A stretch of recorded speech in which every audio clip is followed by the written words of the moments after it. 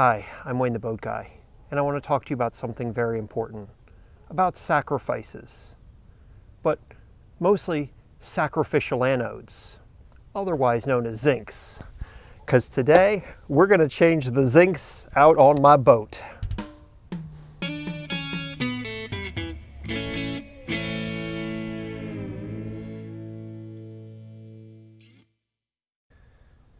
So one of the many things I have to do this winter to my boat for maintenance is replacing my sacrificial anodes. And when it came time to do that, I was looking around for different places to go, and I actually found a company that actually advertises on YouTube videos, and they're called boatzincs.com. I'm going to put their web link and information down in the description here, but they seem like to be the right place to get your zincs from. Basically, when I reached out to them, told them what I was doing, explained where I boat, they were able to hook me up and get me the things that I needed. And very quickly, this package arrived for me. I'm going to open up this package now. See, I haven't even opened it up yet. It's still sealed up. So we're going to open this up for the first time.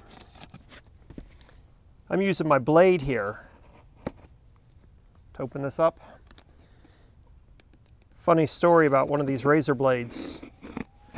For the longest time, I always used to use a razor blade just loose, you know, just a regular like that. And I'd be doing something like scraping paint off of glass or whatever. I did that for probably 30 years, never had an issue with it. And then a couple of years ago, I had repainted my front door and I was scraping the paint off of the glass and I picked up the razor blade the wrong way around. I won't go into any more details about that story, but it was very messy. So let's take a look inside this box, see what we got. And here they are. There's my anodes. This is the kit for the Volvo SX. Now, I wasn't sure which kind to get. And for those of you who don't know, there's actually different types of zincs. There are ones that are made out of zinc, and there are ones that are made out of magnesium, and there's ones that are made out of aluminum. They're for different types of water. Because I boat in brackish water, it is recommended that I have aluminum zincs. Now, I don't understand a whole lot about how the chemistry of all of this works, but essentially what a sacrificial anode does is it corrodes first. So the idea is that if there's things in the water that are going to potentially damage the metal of your boat, the anodes are what goes first. So every so many hours, so many years, so much boating, you need to check your sacrificial anodes. And if they're in bad shape, you need to replace them.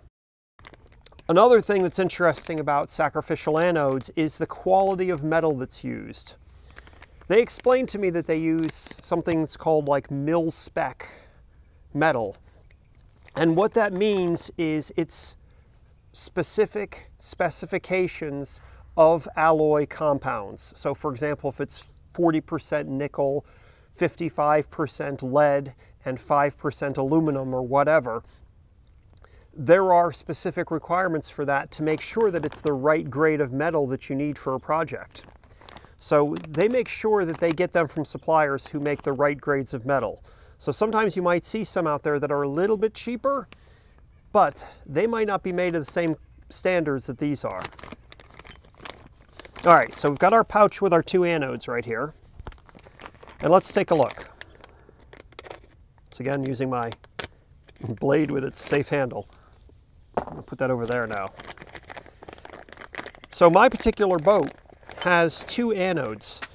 So if you have an outboard motor, it's going to have sacrificial anodes on it as well. They might be located down low on it or some other places. I'll show you close-ups of where mine are located. But basically I have this big horseshoe-shaped one here that screws in from underneath, and that goes right here. And then I have this block one that screws in from underneath, and that goes up underneath the edge of my transom. So, came with our anodes and brand new replacement screws and locking washers. So, very nice, very nice. And it looks like it has everything I need there. Actually, it actually has two different sizes of screws, probably depending on the model of drive that I have. So there's two different lengths of screws. So we'll see what the screws are that we pull out of here before we put our new ones in. So to do this job, I brought out my usual trusty tool bucket. You've probably seen me talk about this in other videos. What I usually try to do is I usually try to go through my garage and grab a whole bunch of tools that I think I might need. I drop them in this bucket and I bring them out. It usually saves me 1 or 2 extra trips back to the garage, but I usually also always need to go back to the garage for 1 or 2 things because I never bring everything out. Before we get into the close-ups, it looks like there's just a few bolts on here and my old ones are falling apart in my hand, but I can see one of the bolts right here. And haha, first try. Might be right. Yep, that feels like it's a 7/16. It's weird how a lot of this is standard and not metric. All right, so what we'll be doing is I'll give you some close-ups of the old stuff right here, and then I'm going to show you what we do, and we're going to pop the old ones off and pop the new ones off, and hopefully this is a really quickie job. This is my old sacrificial anode. And I don't know if you can see or not, but there's parts of it that are literally chipped away. And it almost looks like it might have been painted whenever this outdrive was painted. And you're never supposed to paint an anode.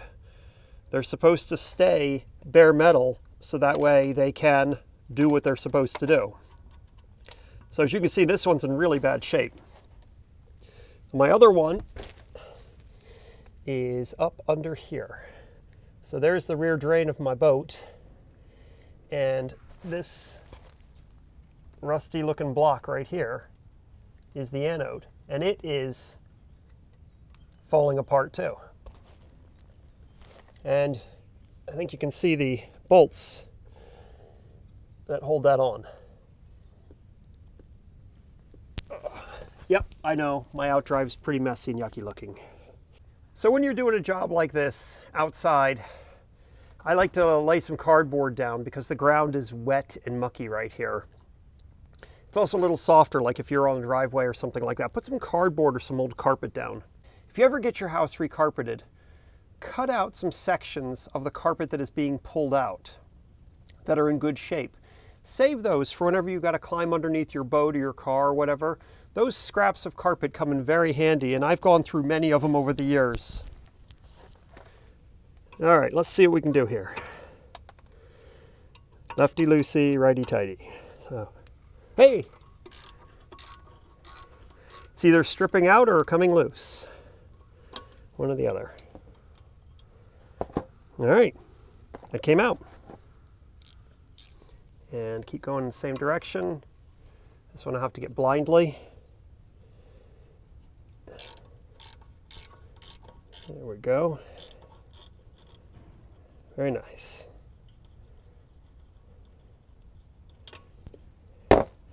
Also, the cardboard helps for whenever you drop screws, so that way if they land on the cardboard, they don't get lost in the grass.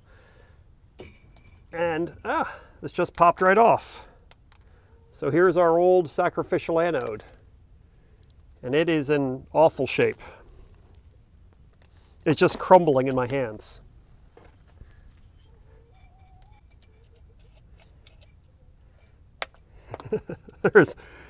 There are bits of marine life and debris all through this outdrive. Remember, my outdrive stayed in the down position from the time I bought my boat for the first couple months until I finally got it out of the water, because I didn't know that the outdrive tilted.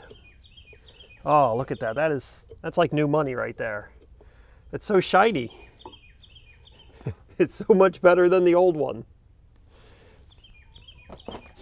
All right. So let's find the right bolt for this. I got my bag of new bolts right here. Ooh, my new bolts might be metric. This is why you bring out your whole bucket of tools.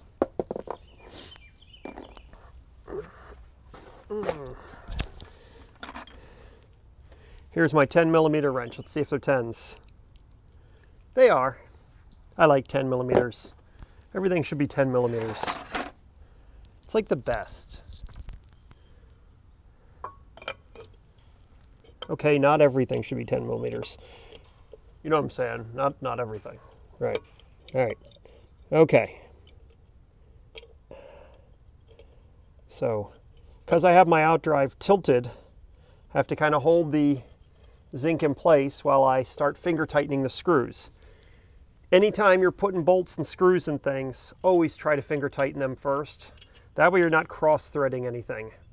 If it doesn't seem like it goes in, pull the part away. Try to put the screws in before the part's in place, just to make sure that the threaded area has the threads cut correctly, or that the screw or bolt is threaded correctly. Oh, you know it's got the potential to go in where it's supposed to go. And this is going right where it needs to be. Or is it? Is this other screw going to fight with me a little bit? I don't know. This is the one I'm doing blindly. I thought I had it started, but now I don't think I did. I didn't. So the trick with this stuff is just to be patient, wiggle it around. Ideally, I should be able to see it. So what I might need to do is I might need to rotate everything around and look at it from the other side. Luckily for me at the moment, my steering linkage is completely disconnected, so I can just rotate my outdrive around by hand. All right, so here's the zinc, and you can see where the little hole is and where it goes through right here. So when I'm here, I can see to get that lined up there, to get the bolt threaded in just right. See, I couldn't see that from the other side, so I was doing it blindly, and I couldn't get it set up there. And then we're going to take our 10mm wrench. Uh-oh. Maybe it's not a 10. Look at that. Huh. Let's try somebody else. Let's go into the bucket here.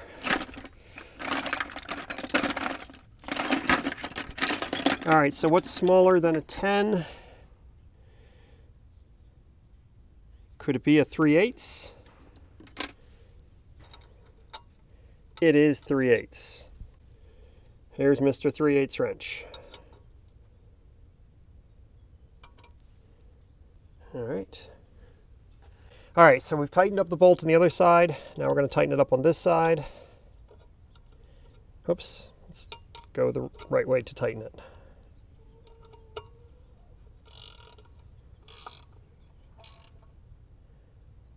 There we go.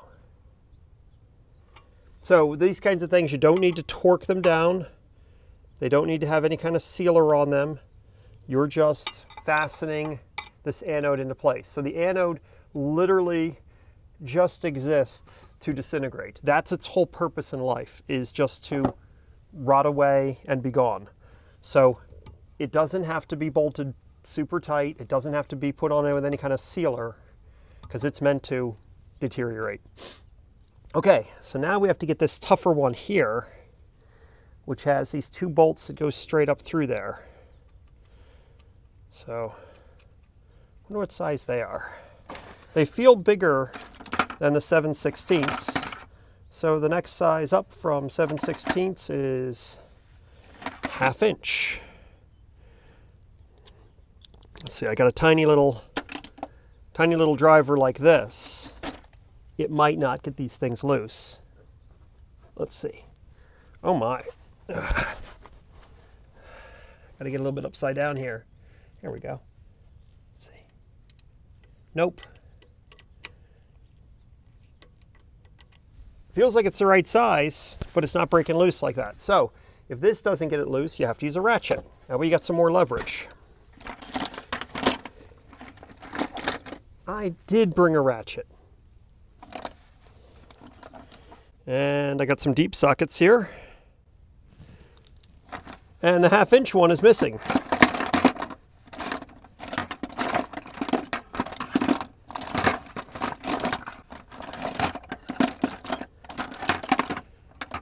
now see, now the project's going downhill. Oh, it fell out and it was in another socket. So these, right tight, left loose. Righty tighty, lefty loosey. A buddy of mine said that to me when I was like 15, and I've never forgotten it. That came loose. Let's try the other one. Yeah. While I'm in here, I can see the rubber connections that go to my outdrive pretty well. I'm not sure whether I'm qualified to determine whether or not they're in good shape or not.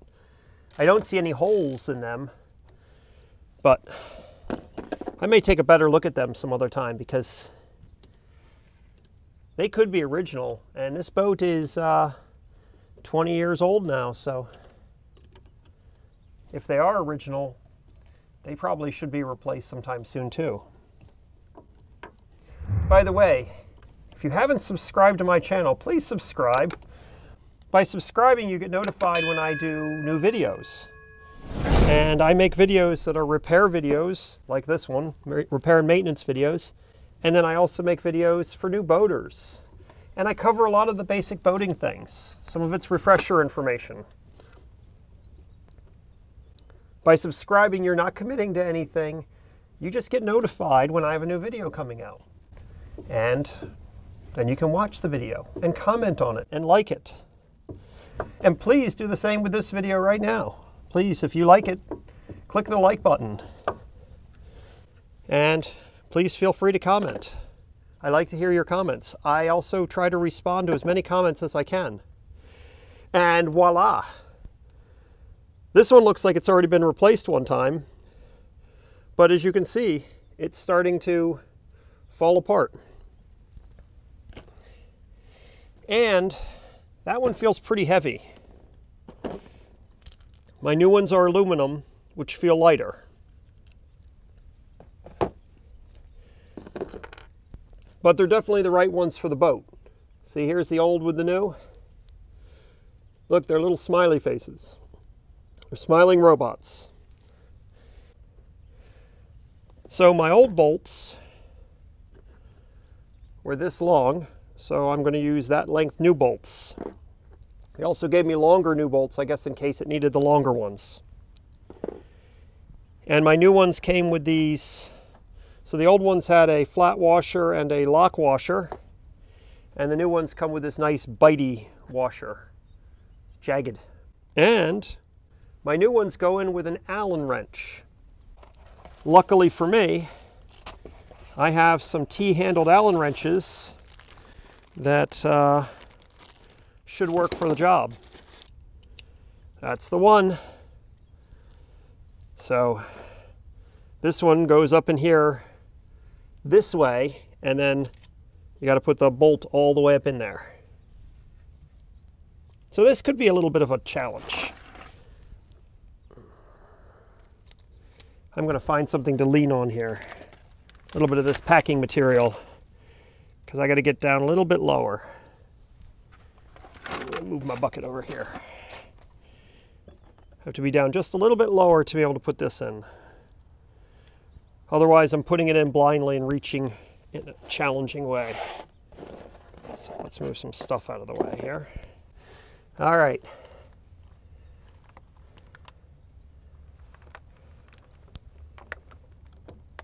From this angle, though, I can see quite well where I'm supposed to be, what I'm supposed to be doing, so.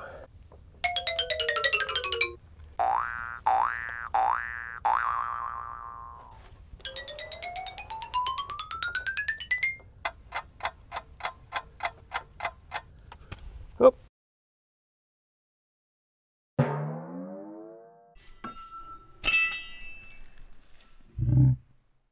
I thought I had it started. I guess I didn't.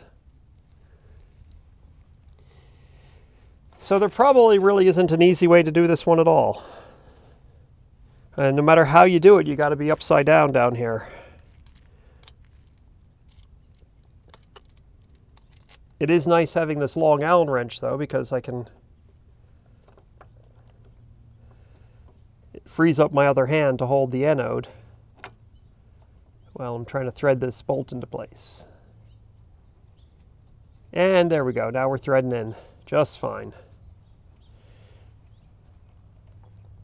That's another thing too, if you're working on one spot and the bolt won't go in and you have two bolts that are supposed to go in evenly at the same time, if one starts to fight you, just start with the other one. A lot of stuff, car stuff and boat stuff, you got to walk away from it and come back sometimes and attack it from a different direction to get it to work for you.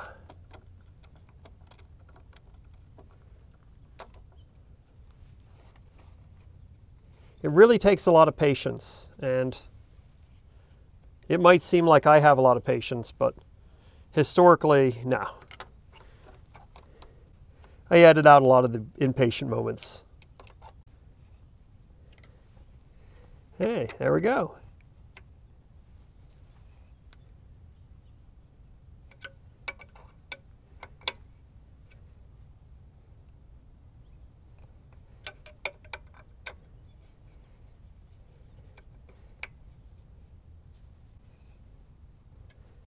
I can't tell you how long anodes will last. I can't tell you which exact ones should be right for you.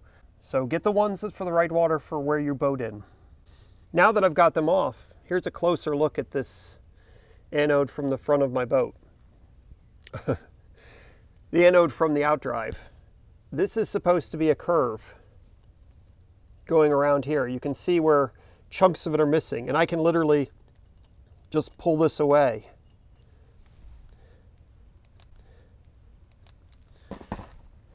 The one that was closer to the transom was in better shape. And it probably had been replaced at one time because it's got this nice made in China UPC code on there. But it's not in great shape either. But my new ones are. And there's another winter project complete. So I hope you got something out of this. And if you ever need anodes, please go to boatzinks.com. They should have the anodes that you need for your boat and should be able to help you with it, and they do very fast shipping. And I want to thank them for helping me out today with this video. Here's another video selected just for you, and a playlist of more maintenance and repair videos. Stay safe out there on the water.